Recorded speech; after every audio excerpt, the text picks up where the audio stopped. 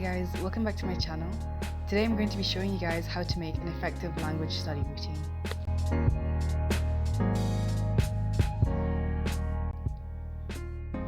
A good routine is key to successful language learning, but it can be hard to create one from scratch without knowing how. Or maybe you've had a study routine before and were unable to stick to it. I'm just going to share with you my personal tips on creating a routine. I hope they can help you with your language learning. One important thing I need to emphasize is that sometimes formal study routines don't work for some people, and if that's you, don't worry. You should also be aware that it's okay to take a break for a day or even a week if something comes up or you're just feeling down.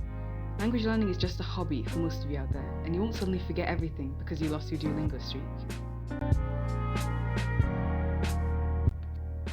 So the first tip is, if you do not have any sort of routine, to gradually move into it. It can be difficult to go from doing absolutely nothing to studying 2 hours a day. So make a set of 3 different routines. One for when you're first starting, which is relatively easy, one for when you're getting into the swing of things, and your final ideal routine for when you're used to being very productive. Try not to overestimate your ability to adjust to hard work. Focus on just getting started in the beginning, and then you can think about building up to how much you want to work.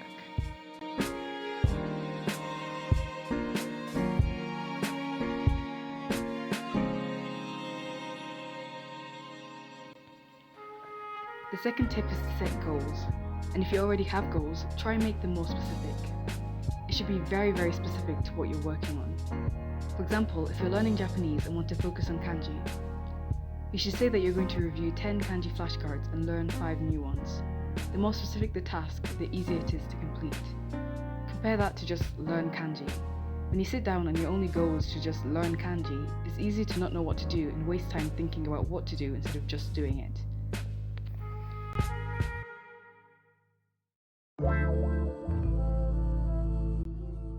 The second tip is to vary your activities.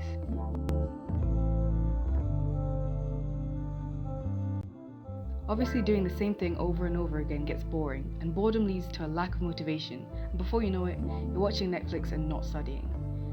Think of multiple ways to do the same thing, such as reading books, reading song lyrics, and reading posts on social media.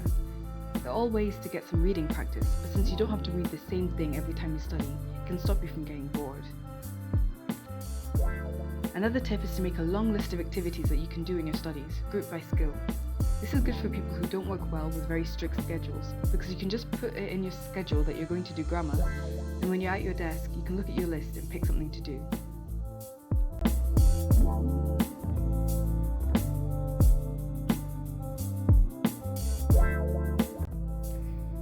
The third tip is to limit variables.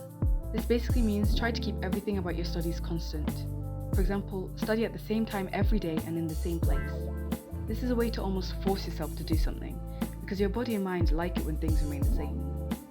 For example, if you were to run for 30 minutes every morning at 5 AM, after a couple of months, you'll start naturally waking up at 5 AM ready to run, and you won't feel right unless you do your morning run. So if you tell yourself that you're going to study every morning at your desk and force yourself to for the first couple of weeks, soon enough you'll find yourself naturally going to your desk every morning to study because you're so used to it.